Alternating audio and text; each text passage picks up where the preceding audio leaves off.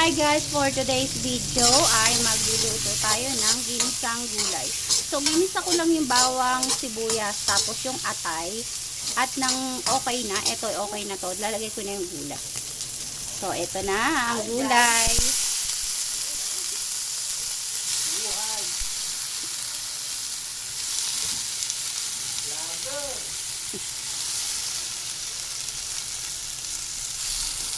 So, madali ang luto lang to at tipid na ulam.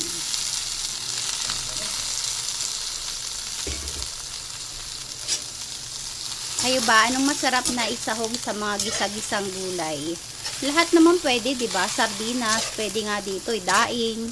Pwede kahit ano, 'di ba? Kung anong trip lang natin.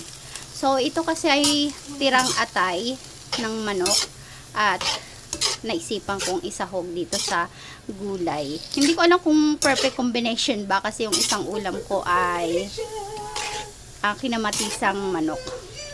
So, yun lang. Lalagyan ko na to ng oyster sauce at betchin tsaka asin. And then, luto na. Ganun lang yung ating simpleng ulam, mga ate at kuya. So, follow nyo rin pala yung aking page, Ate Lan Sari-Sari, kung dadaan sa wall nyo, paki-like and share na rin yung aking mga video doon. At marami kayong matututunan na mga luto or mga idea na pagkakakitaan.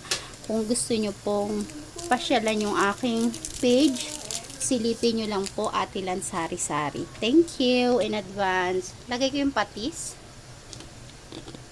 And then, tapos na. Kasi hindi ko to i-overcook. Mas gusto ko to ng half cook lang. So, thank you for watching mga ate and kuya. Please like and share na rin. At follow mo na rin kung bago ka lang na mapadaan dito sa aking video. Thank you. Bye-bye.